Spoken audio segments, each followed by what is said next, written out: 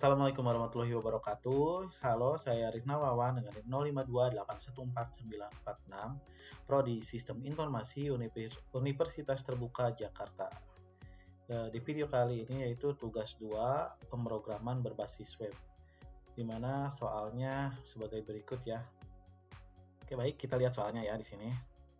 Di sini kita harus mampu mengimplementasikan konsep sistem pengorganisasian kode JavaScript framework Vue.js untuk membangun terbuka dan alur interaktif dari aplikasi pemesanan bahan ajar Sita. Ini tuh sebagian dari lanjutan seperti kemarin ya, tapi dengan Vue.js. Nah, ini dia ya, 5 indikator capaiannya. Kita langsung ke tugas soal aja ya. Nah, di sini kita diminta untuk mengusul aplikasi website sederhana untuk pemesanan bahan ajar di Universitas Terbuka. Nah, kita berfokus untuk membuat aplikasi website berbasis Vue.js sebagai framework yang digunakan sepanjang pengerjaan tugas praktik 2. Kita sudah punya database-nya ya, yang dikirim di soalnya. Tapi di sini kita ada juga nih soalnya nih yang utama. Itu buatlah 2 halaman website yang perlu dikembangkan sebagai berikut. Di mana halaman stok bahan ajar ya. Nah, di sini kita diminta untuk membuat format seperti ini ya, memiliki data-data field seperti kode mata kuliah, kategori, dan sebagainya ya. Sini bisa kita baca. Lalu fitur mengelola edit stok bahan ajar juga ya. Lalu melakukan filter dan sort data stok. Nah, seperti ini ya. Banyak sekali ya ini permintaannya. Nih, filter untuk stok quantity ya, keamanannya juga seperti ini. Lalu ada fitur sort untuk set ulang, reset ya, seperti ini ya. Lalu menampilkan status dari stok bahan ajar seperti keamanannya, diberi warna atau apa gitu kan. Berikan stok menipis seperti ini, kesan warning kalau pengeluarannya. Ini sangat detail ya, memberikan kesannya bahaya maupun. Oke, kita coba lihat ya ke soalnya ya. Open folder aja langsung ya. Ini dia foldernya.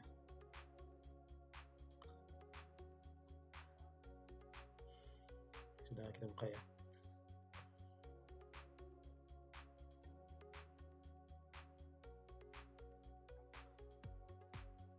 Kita lihat ke bagian ini ya, stok dulu ya. Nah, ini dia untuk bagian stoknya ya.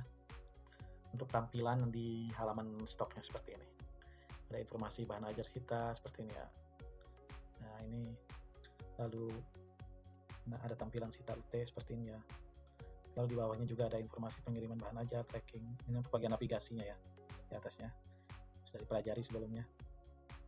Lalu untuk pemasangan filter stok bahan ajar seperti berikut ya.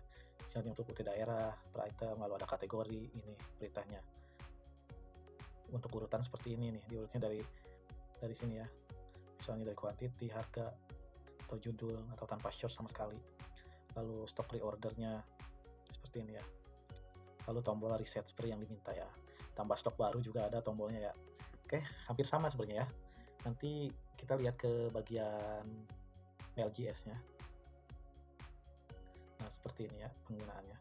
Ini sudah detail sekali ya dengan warna, dengan border seperti itu ya, garis. Ini memang cukup panjang, jadi memang harus teliti ya. Lalu ini untuk daftar bahan stok nanti akan ada nih.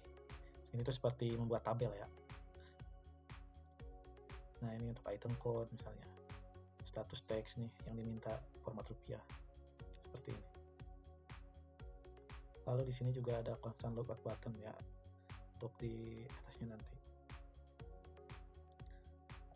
Oke, kita lihat ya ke stok app.js. Nah, ini dia ya. Nah, ini untuk manajemen set atau data utamanya itu data masternya. Kita memanggil ke data bahan ajar seperti ini, kategori listnya, lalu stoknya data bahan ajar .stok, select kategori, step 2 dan sebagainya ya. Lalu ini untuk step manajemen mode edit data. Ini untuk menginput data baru nih yang ini ya. Ini untuk menampung atau mengurutannya yang tadi ya, seperti yang saya jelaskan. Lalu ada logika reaktif, filter, dan sorting data atau computed-nya, yaitu menyaring daftar kategori secara dinamis berdasarkan UPBJJ yang dipilih. Nah, ini ya perintahnya ya. Nah, kalau misalnya dia ada duplikasi, maka dia akan secara otomatis ini ya, memberikan keterangan nanti ya. Lalu ada proses filter UPBJJ, kategori, stok, list, safety, dan pengurutan data stok untuk ditampilkan di UI. Nah, ini dia ya perintahnya. Dan ini untuk perintah eksekusi pengurutan berdasarkan judul, kuantiti, atau harganya ya. Ini dia perintahnya. Lalu ini ada untuk pengamat perubahan data atau watcher. Yaitu jika pilihan PBJJ berubah, maka otomatis reset pilihan kategori ke kosong. Seperti ini perintahnya. lalu melacak perubahan mode pengurutan di konsol log seperti ini.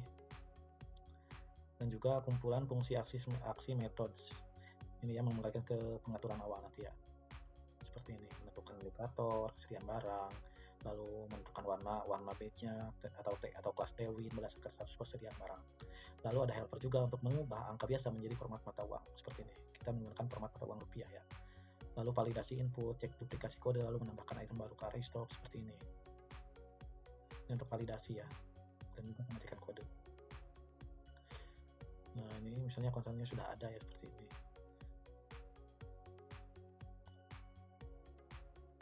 Nah ini adalah keterangan yang muncul ketika sudah berhasil ditambahkan ya, seperti ini. Untuk warna juga ada ya, confirm buttonnya warna biru misalnya. Lalu untuk reset from input data baru juga seperti ini ya perintahnya.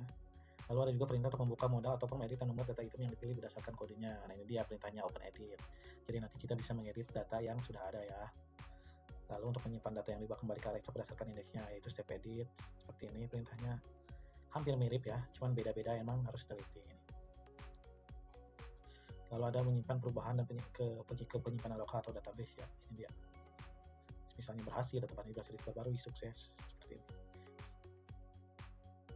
Lalu ada juga membatalkan mode edit data, cancel edit seperti ini ya. Nah ini seperti biasa ya, ada ini menghubungkan ke stock app. Ini buat menghubungkan ya teman-teman, biar saling terhubung nantinya. Lalu kita ke soal kedua, yaitu picking order ya. Maaf, kita lihat dulu running dulu ya untuk bagian indeks ini. Kita belum lihat contohnya ya. Nah kita ke informasi bahan ajar yang diminta sebelumnya. Nah ini dia untuk filternya ya, sudah ada ya, misalnya UT-nya UT mana Jakarta, lalu kategori, mata kuliah wajib, misalnya tanpa surat atau pakai judul kan. Coba lihat ya. Nah ini dia jadi muncul ya seperti ini. Kalau misalnya dia tanpa sort untuk semua kategori seperti ini, semua daerah muncul seperti ini ya secara otomatis. Lalu ada juga untuk tambah kode stok ya seperti ini. Kita coba ya, misalnya buku MSIM ya. Misalnya buku MSIM yaitu MSIM 42 4203. Misalnya dengan judulnya yaitu algoritma dan pemrograman. Ya jangan ini deh, kita pakai mata kuliah kita aja ya yang sekarang. Ini misalnya STSI 4209 ya. STSI 4209. Judulnya itu pemrograman berbasis web seperti ini.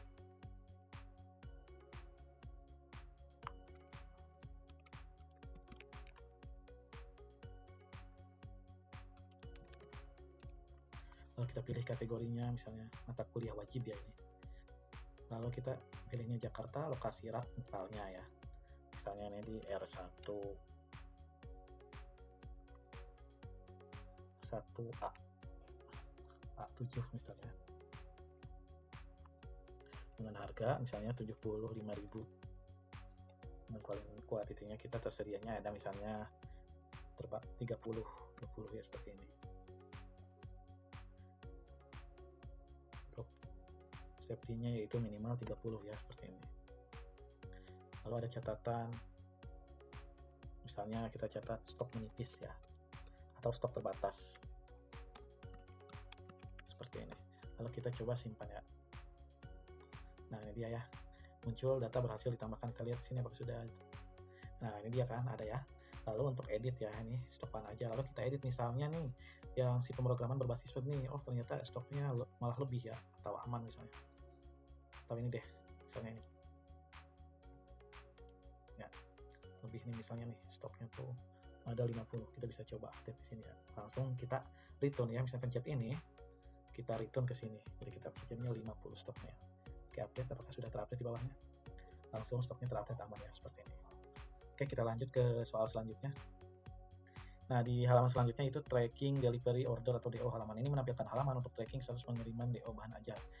Seperti itu pada tugas praktik 1. Tapi di sini menggunakan framework Fluid.js ya. Nah, ini ada nomor DO seperti ini, tahun berjalan sebagainya ya. Oke lah, ini udah lengkap ya, bisa dicek nanti. Nah kita coba aja, kita lihat aja terlebih dahulu ya di sini. Berarti di sini kita ada di data history ya. Kita lihat historinya di HTML-nya dulu ya. Di sini saya pisahkan ya biar lebih enak menjelaskannya. Jadi di sini ada validasi, pre-login ya, session check seperti ini. Lalu history transaksi seperti ini, navigation bar-nya seperti biasa. Langsung saja ke bawahnya ya. Ini kan hampir sama seperti yang di awal terjelaskan. Nah, ini dia konten utamanya ya. History transaksi di mana kita akan muncul direktif pclock ya, mencegah kedipan elemen sebelum file selesai memuat data. Nah, ini dia perintahnya. Lalu ada header halaman di mana di sini ada history transaksi, tabel riwayat, aktivitas delivery bahan order ajar ya. Kita lihat aja dulu deh. Nah, seperti ini ya. History transaksi ya, seperti ini nih. Ini yang muncul ya. Lalu di sini untuk riwayatnya misalnya tanggal dan aktivitas dan nomor DO-nya ya, seperti ini. Dan ini loop datanya ya ke baris secara nanti ke sini looping lagi. History gabungan ya, kondisional. Ini dia.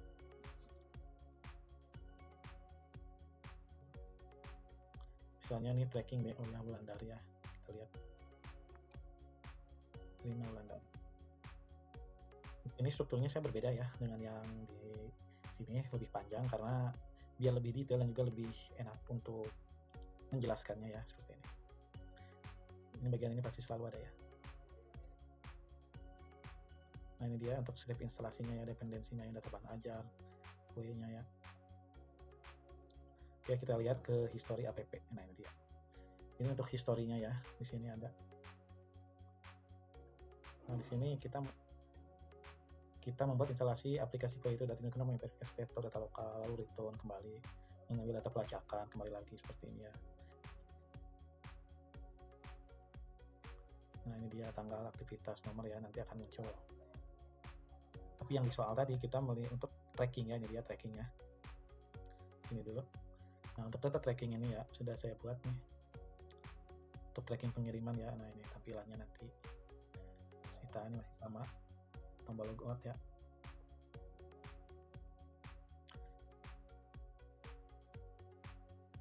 Nah, di sini saya sudah membuat ini ya, perintah-perintahnya ya.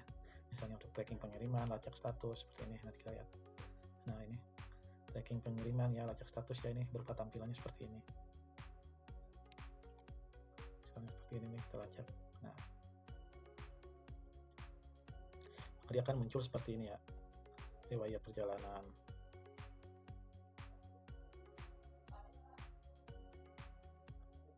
Lalu akan menghasilkan nama .nim seperti itu ya, lengkap semuanya. Hasil tracking, misalnya tanggal kirim, harga rupiah, lalu lokasinya juga ya, riwayat perjalanan ya, item waktu, item keterangan juga ada. Seperti ini nih, item waktu nih, keterangannya juga ada ya, seperti ini. Sangat banyak memang ya. Nah, ini juga ada untuk menambah delivery order baru misalnya, paket IPA seperti ini. Misalnya atas nama siapa gitu. Misalnya atas nama saya deh.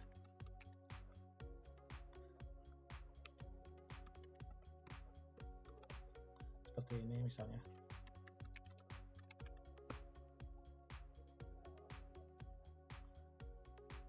Pengisian tanggal lahir ya misalnya. Kita coba simpan ya. Misalnya dia express seperti ini. Data berhasil disimpan ya, seperti ini. Maka akan tersimpan di history transaksi seharusnya ya. Nah, seperti ini.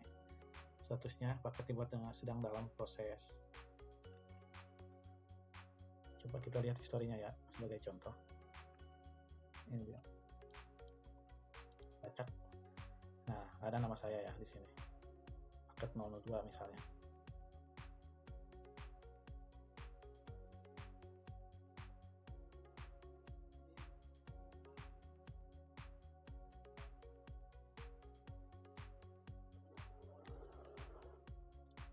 Oke, baik. Sekian ya, semoga jelas untuk penjelasan video ini. Di sini juga sudah buat ya, semoga bisa dimengerti oleh teman-teman semuanya. Untuk perintah-perintah ini seharusnya sudah cukup mudah ya. Ini juga untuk login dan sebagainya ya. Hampir mirip seperti tugas 1 sebelumnya. Oke, sekian. Sekian dan terima kasih. Wassalamualaikum warahmatullahi wabarakatuh.